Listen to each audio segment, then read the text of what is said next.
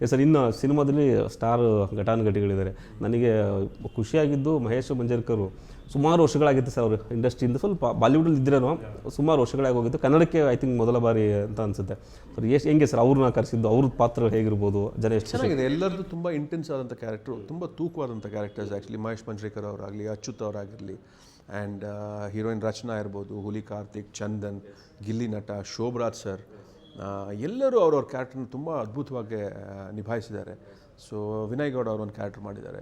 So it's like very strong characters ಎಲ್ಲರದನ್ನು. And Sharmila Mandre ಒಂದು special appearance ಮಾಡಿದ್ದಾರೆ. ಸೊ ಎವ್ರಿ ಒನ್ ಅಂದರೆ ಅವ್ರದ್ದೇ ಆದಂಥ ಕೆಲವೊಂದು ಜಾಗಗಳಿದೆ, ಆ ಫ್ರೇಮ್ ವರ್ಕ್ ಇದೆ, ಅದನ್ನ ಅಚ್ಚುಕಟ್ಟಾಗಿ ಮಾಡಿದ್ದಾರೆ. ಸರ್ ನೀವು ಇದು ಕಾಮಿಡಿ ಹೇಳ್ಬೇಕಾದ್ರೆ ಗಿಲ್ಲಿ ನಟನ ಹೆಸರು ಹೇಳಿದ್ರಿ. ಗಿಲ್ಲಿ ನಟ ಇವಾಗ ಆಲ್ರೆಡಿ ಫೇಮಸ್ಸು. ಯಾವಾಗ ಒಂದು ಪೋಸ್ಟ್ರು ಬಂತು ಆನ್ ಬೋರ್ಡ್ ಅಂತೇಳಿ ಎಲ್ಲರೂ ಶಾಕು. ಗಿಲ್ಲಿ ನಟ ಇದ್ದಾನೆ ಬಿಡು, ಅಲ್ಲೂ ಹೊಡಿತಾ ಇದ್ದಾನೆ, ಇಲ್ಲೂ ಹೊಡಿತಾನೆ ಅಂತೇಳಿ.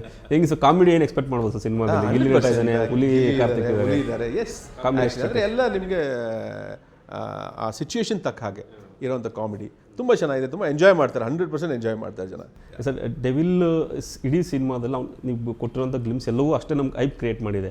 ಡೆವಿಲ್ ಸಿನಿಮಾ ಏನೋ ಒಂದು ಆಗುತ್ತೆ, ಇಂಡಸ್ಟ್ರಿಲಿ ಒಂದು ಸೆನ್ಸೇಷನ್ ಕ್ರಿಯೇಟ್ ಮಾಡುತ್ತೆ ಅಂತ. ಯಾಕಂದರೆ ನಾವು ನಿಮ್ಮದು ಕಾಂಬಿನೇಷನ್ ಬಂದಾಗ ನಾವು ನೋಡಿದ್ದು ತಾರಕ್ ಸಿನಿಮಾ ಅಷ್ಟೇ ಬ್ಯೂಟಿಫುಲ್ ಆಗಿತ್ತು. ಒಂದು ಫ್ಯಾಮಿಲಿ ಎಂಟರ್ಟೈನ್ಮೆಂಟು, ಎಲ್ಲರೂ ಕುತ್ಕೊಂಡು ನೋಡಿದಂಥ ಸಿನಿಮಾ, ಅಜ್ಜಿ ತಾತ ಮಕ್ಕಳು ಎಲ್ಲರೂ ಕೂಡ ಯಾವುದೇ ಮುಜುಗರ ಇಲ್ಲದೆ ನೋಡಿದಂಥ ಬ್ಯೂಟಿಫುಲ್ ಸಿನಿಮಾ ಅದು.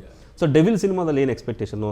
ಫಾರ್ ಎಕ್ಸಾಂಪಲ್ ಇಲ್ಲಿ ಈ ಒಂದು ಬಿಟ್ಟಿರೋ ಗ್ಲಿಮ್ಸ್ಗಳೆಲ್ಲ ಕೂಡ ಒಂದು ಫೈಟ್ ಇರುತ್ತೆ, ಒಂದು ಮಾಸ್ ಡೈಲಾಗ್ ಇರುತ್ತೆ, ಅದ್ರ ಜೊತೆಗೆ ಮತ್ತೇನೋ ಹೇಳ್ಕೊಟ್ಟಿರೋದು, ಜೊತೆಗೆ ಎಲ್ಲರೂ ಕುತ್ಕೊಂಡು ನೋಡೋವಂಥದ್ದು ಆಗಿರುತ್ತೆ, ಅಥವಾ ಜಾಸ್ತಿ ಬ್ಲಡ್ ತೋರಿಸೋದು ಅಥವಾ ಫೈಟ್ ಸೀನ್ಗಳು ಆ ಥರ ಇದೆಯಾ ಅನ್ನೋದು? ಇದು ಡೆಫಿನೆಟ್ಲಿ ಇದು ಬೇರೆ ಥರವಾದ ಸಿನಿಮಾ, ಅಂದರೆ ಬೇರೆ ಜಾನ್ರ ಸಿನಿಮಾ. ಆ್ಯಕ್ಚುಲಿ ನಾನು ಇದನ್ನು ಟೋಟಲ್ ಎಲ್ಲ ಫ್ಯಾಮಿಲಿ ಎಂಟರ್ಟೈನರ್ ಅಂತ ನಾನು ಹೇಳಿದೆ. It's a mass commercial film.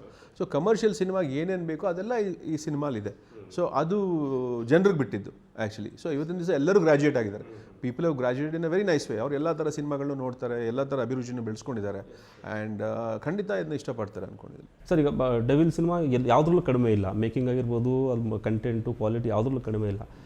ಹೋಗ್ಬೋದಿತ್ತಲ್ಲ sir ಹೊರಗಡೆ ಪ್ಯಾನ್ ಇಂಡಿಯಾ ಅಂತೇಳಿ ಹೋಗ್ಬೋದಿತ್ತಲ್ಲ?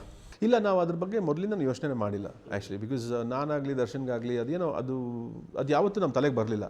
ಕನ್ನಡಕ್ಕೆ ಸಿನಿಮಾ ಮಾಡಬೇಕು, ನಾವು ಇಲ್ಲಿ ಹೊಡಿಬೇಕು, ಇಷ್ಟೇ ದರ್ಶನ ಮಾತಾಡ್ತಾ ಇದ್ದೀವಿ, ಇಷ್ಟೇ ನನ್ನ ತಲೆಯಲ್ಲಿ ಇದ್ದಿದ್ದು ಬೇಸಿಕ್ಲಿ.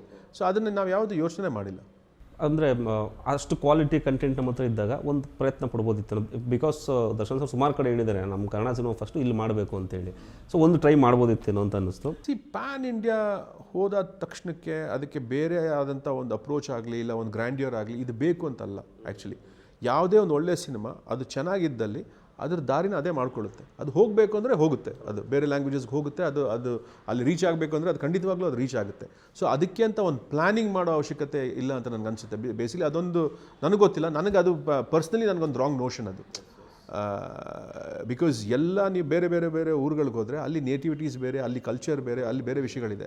ಅದನ್ನು ಮೀರಿ ಒಂದೊಂದು ಸಿನಿಮಾಗಳು ನಿಮ್ಮ ಏನೋ ಒಂದು ವಿಷಯ ಟಚ್ ಮಾಡುತ್ತೆ. ಇಲ್ಲ ಪ್ರಾಬಬ್ಲಿ ಅವ್ರ ಲ್ಯಾಂಗ್ವೇಜಸಲ್ಲಿ ನೋಡದೇ ಇರೋಂಥ ಒಂದು ಎಲಿಮೆಂಟ್ ನಿಮಗೇನೋ ಇಲ್ಲಿ ಕಂಡು ಬಂದಾಗ ಅವ್ರು ಅದನ್ನ ವೆಲ್ಕಮ್ ಮಾಡ್ತಾರೆ. ಸೊ ಆ ಥರ ಅದು ಆಗುತ್ತೆ. ಬಟ್ ಅದನ್ನೇ ಫೋಕಸ್ ಮಾಡಿ ಅಂತ ನಾವು ಯಾವತ್ತೂ ಹೋಗಿಲ್ಲ. ನನಗೂ ಅನಿಸುತ್ತೆ ಸರ್ ಯಾವಾಗಲೂ ಕೂಡ ಪ್ಯಾನ್ ಇಂಡಿಯಾದ ಆಗಬೇಕು, ಮಾಡಬಾರ್ದು ಅಂತೇಳಿ ತಾನೇ ಕರೆಸ್ಕೋಬೇಕು ಅನ್ನೋದು. ಬಟ್ ಕೆಲವೊಬ್ರು ಮಾಡ್ತಾರೆ, ಅದು ತಪ್ಪೇನಲ್ಲ. ಇಲ್ಲ, ದಟ್ ಈಸ್ ಪ್ಯೂರ್ಲಿ ಅವರ ಡಿಸಿಷನ್ಸ್. ಅದು I am not saying that should not be done. But ನನಗದು ಗೊತ್ತಿಲ್ಲ. ಆ್ಯಂಡ್ ದರ್ಶನ್ಗೂ ಅದು ಇರಲಿಲ್ಲ. ಸೊ ನಾವು purely wanted to a Kannada film. It's a Kannada film. Yes, ತುಂಬ ಖುಷಿ ಸರ್. ಆ್ಯಂಡ್ ಸಿನಿಮಾದಲ್ಲಿ ಮತ್ತೊಂದು ಲಕ್ಕಿ ಹ್ಯಾಂಡ್ ಅಂತಂದರೆ ನಮ್ಮ ಅಚ್ಯುತಣ್ಣವರು. ಅವ್ರ ನಟನೆ ಬಗ್ಗೆ ನಾವು ಏನು ಮಾತಾಡೋದು, ಅವ್ರು ಭಾಳ ಚಿಕ್ಕವರಾಗ್ಬಿಡ್ತೀವಿ. ಈ ಸಿನಿಮಾದಲ್ಲಿ ಎಷ್ಟು ಪವರ್ಫುಲ್ಲಾಗಿ ನಾವು very powerful, extremely powerful character.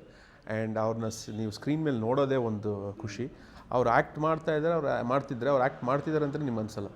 ನೀವು ಫ್ರೇಮಲ್ಲಿ ಎಸ್ಪೆಷಲಿ ಮ್ಯೂಸಿಕೆಲ್ಲ ಬಿದ್ದಾಗ ಅವ್ರ ಎಕ್ಸ್ಪ್ರೆಷನ್ಸ್ ನೋಡೋಕ್ಕೆ ಒಂದು ಖುಷಿ ಆಗುತ್ತೆ. As a tremendous actor. ಅಸಲಿ ಡೆವಿಲ್ ಅನ್ಕೋಬೋದಾ ಸರ್? ಯಾರನ್ನ ಬೇಕಾದ್ರೂ ನೀವಲ್ಲ ಅಸಲಿ ಡೆವಿಲ್ ಅನ್ಕೋಬೋದು. ಯಾಕಂದರೆ ಎಲ್ಲರ ಕ್ಯಾರೆಕ್ಟ್ರಲ್ಲೂ ಆ ಎಲಿಮೆಂಟ್ಸ್ ಇದೆ.